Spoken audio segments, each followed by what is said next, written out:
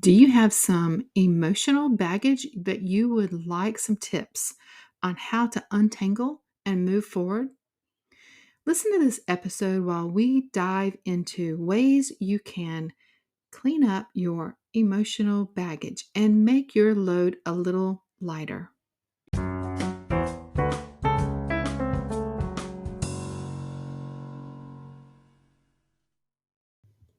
Emotional mess is the mess that happens when we try to carry around our emotions rather than process them. Turns out, our brain is meant to process, not store emotions. Emotions make life more meaningful and they help us connect to others. We can even use them as a barometer for our mental health. But did you know that your physical body also knows when you try to hide an emotion? That's right. It shows up in other areas of our life. Our relationships, our physical body, our circumstances can even be affected. When we avoid processing our emotions, we usually pay for it later physically. These stuffed emotions often show up as ailments or pain in our body. Emotions are actually physical and can be stored in the body when they are left unprocessed. And this can feel like we are carrying around a heavy weight, kind of like an overstuffed backpack. Maybe some of our backpacks feel like we're carrying around some bricks. If we don't process them, it is like carrying this backpack up a mountain just to do daily life. We go about our day and just doing normal stuff seems harder than necessary with extra weight because we all know life is 50-50. But much like when we carry around those extra pounds physically, the emotional weight also weighs us down. It would be much easier to lay it down, but we can't because our body holds on to it. This emotional backpack actually makes everything more difficult. What seems small seems much larger than it actually is. Our shoulders can become sore because they are where we carry our burdens. We talk about our thoughts, but right now, we want to talk about how those thoughts affect our emotions. When we lay down our backpack, we can walk in freedom.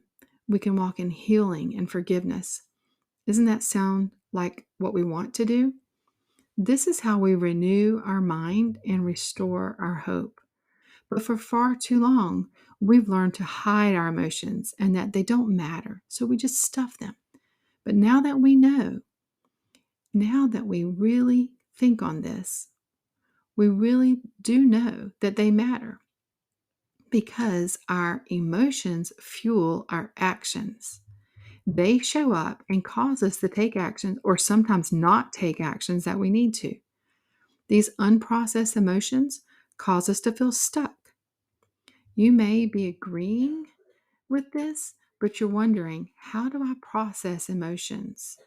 What do I do to start this journey?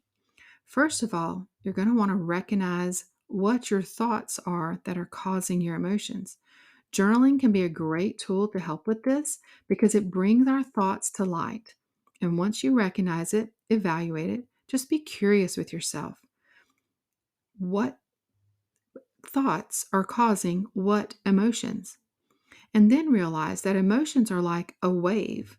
We just need to decide to allow them to pass through us.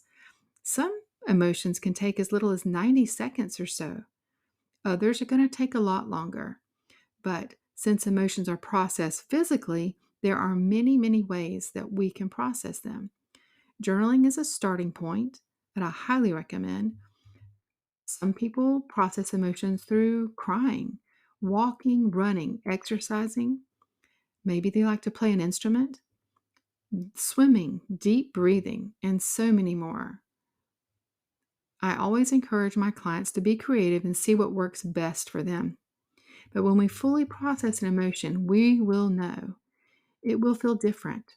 We will be able to have agency over the emotion. It's almost as if you are sitting there holding that emotion in the palm of your hand, and you recognize that you are the one that gets to choose the thoughts that lead to that emotion. And likewise, you are the one that chooses to process the emotion. We often feel like we're holding on to a porcupine if we don't process our emotion.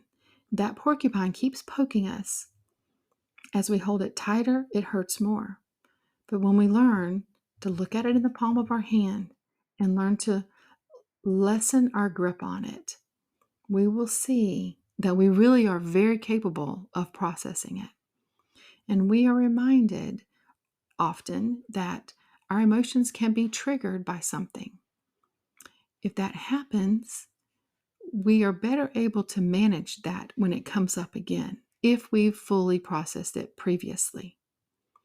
We can even sit with that emotion and allow it to process again if necessary for a few minutes. I like to tell my clients, it's kind of like you allow it to sit with you in the car, and then you slowly decide to let it move to the back seat. And before long, it's not in the car anymore. You can ask it to get out. You can choose for it to not ride along with you on your journey.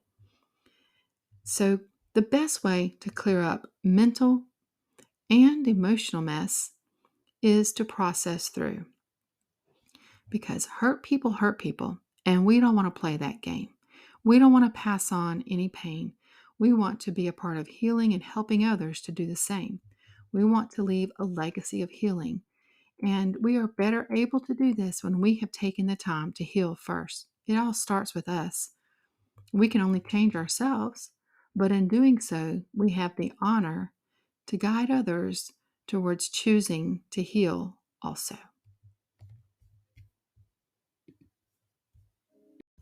Until next time, this is my hope for you.